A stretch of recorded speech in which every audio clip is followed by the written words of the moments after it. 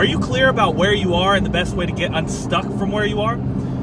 Today's message is a little lesson I had from two things. One, getting stuck in a ditch, and two, a recent move out of my house.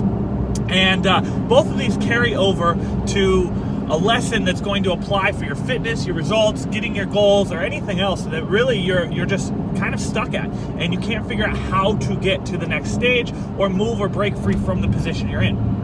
So, first off, let's go back to my recent move. About a month and a half ago, 2 months ago now, I moved out of my old townhouse into a new townhouse, literally a block and a half down the street. Now, the move itself wasn't that bad. The problem, though, is my old townhouse was 4 floors. My master bedroom was on the top floor, the absolute top floor, so 4th floor, and had to come down all the steps. Well, I hired movers for this experience because I had to help move that stuff into my house, and I knew the pain and problem and difficulty it was to actually do so. So I decided to hire movers. Now, as the movers, their job is to see clearly how to maneuver and get things down tight corridors and down stairways and stuff without banging up and destroying the house, breaking lights, putting dents in walls, all that kind of stuff. And the reason they get to have this experience is because, one, they've seen it before. They've moved this stuff before, and they kind of understand, much like if you've played Tetris, you understand how things are going to start to fit. Well, this moving experience doesn't go quite as planned because, one, our stairway was extremely narrow, meaning it was like 10 stairs down, a lander, and then another 10 stairs, where the configuration of this was like, I'm pretty sure it was base requirements for townhouse standards.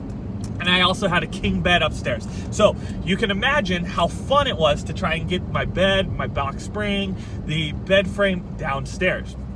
Well, here's where the message really comes into perspective for you. And this is where the lesson is.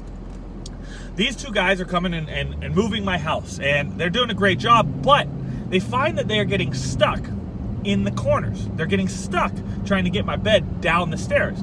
And as I'm watching it, I'm standing above them almost. Like I'm standing a couple stairs above just to kind of observe, or they had asked me a question, so I was watching. And at this point, I'm watching them and I'm noticing that they're getting stuck, right?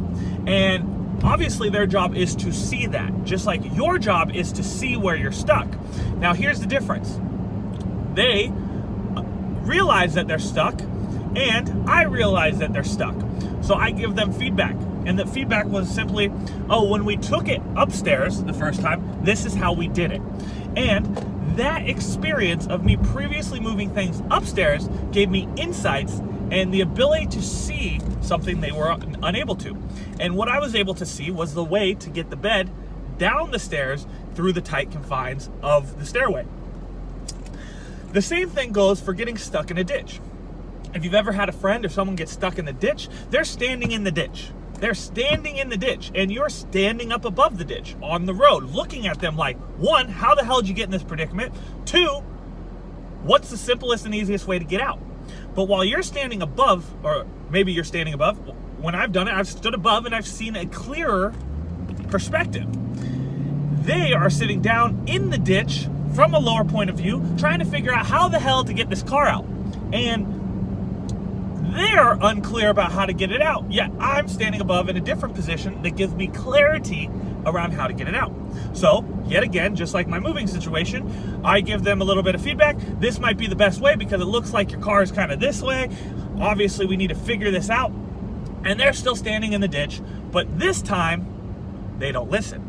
This time, my friend decides to continue trying to go the path that he's taking to try and get himself out of the ditch, actually making the situation worse for himself instead of better for himself, because he's doing something that's going counterproductive to the process of getting him unstuck. Now, both these have a similar message: getting stuck and not having perspective.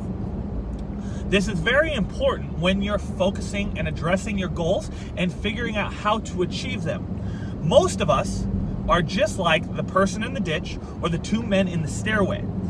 You are so close to the action, so close to the process, you've got blinders on. You can't see quite well enough.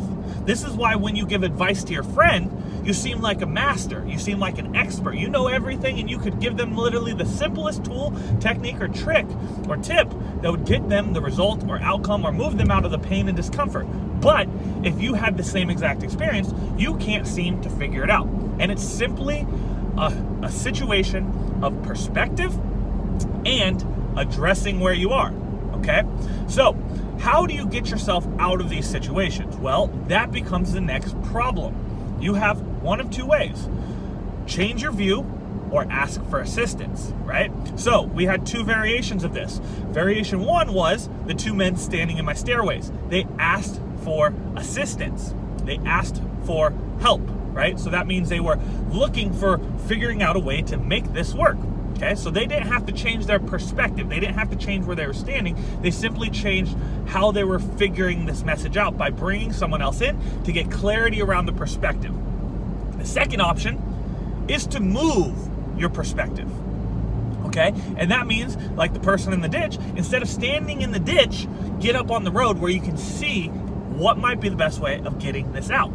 Now, these two are very similar but different in their relation to each other. They both will elicit the same response.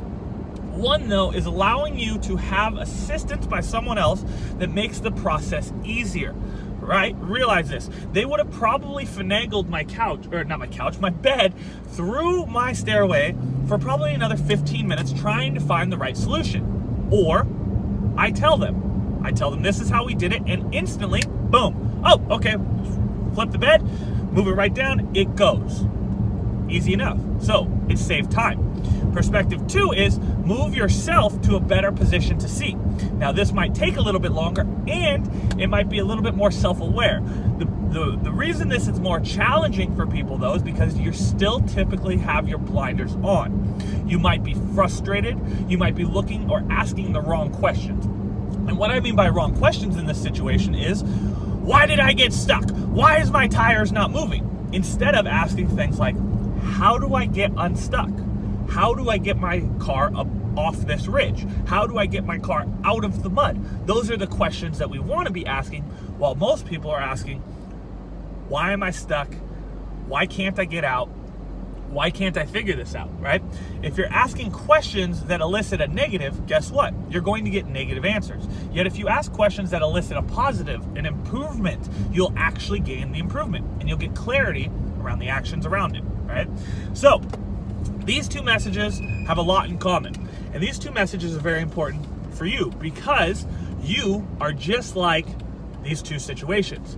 Now you have the choice to decide which variation you're going to take to achieve or get yourself out of the sticky spot you're in.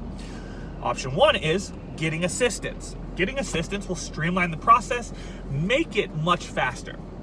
Right? Now, one thing here with assistance is realize you're paying for knowledge. You're paying for wisdom. You're paying for expertise, right?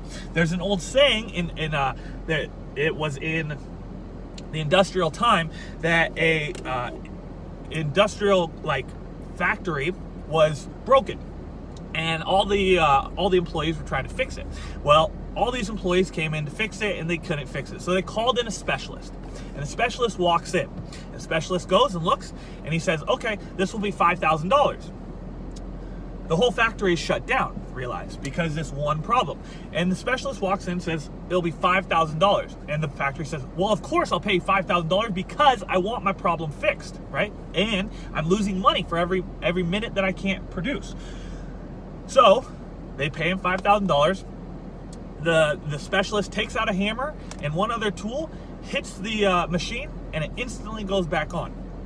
And the factory workers say, why does he get paid $5,000 to do that?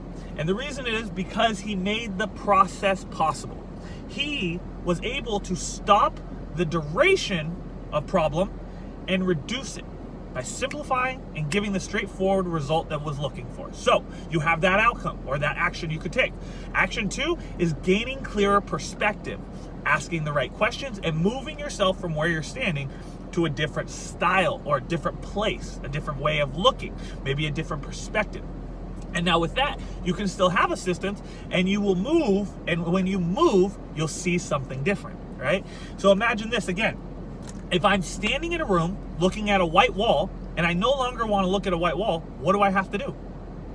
Turn, right? All I have to do is turn. But you could stay in the same problem looking at the white wall and being pissed off because the white wall is not changing blue, or you can change where you're at, turn around, and look somewhere different. And now the simple act of changing your perspective will change what you see, how you see it, and the ways that you can solve the problems. But the only way to do that is to get out of your own way and allow yourself to make the transitions you need. So today we've got 3 questions. Question 1 is, where in your life or in your goals are you currently in a ditch or a hallway? Okay, so I'm giving you 2 frames for that. Where are you currently in a ditch or a hallway? 2, what would be different if you got a clearer perspective of either the ditch or the hallway that you're in? And 3, what would be the possibilities if you allowed yourself to get a different perspective around the situations and problems you currently face with your fitness, with your finances, with your work, with your relationships, with your kids? What if you changed the perspective you are looking at it from? That's it, guys.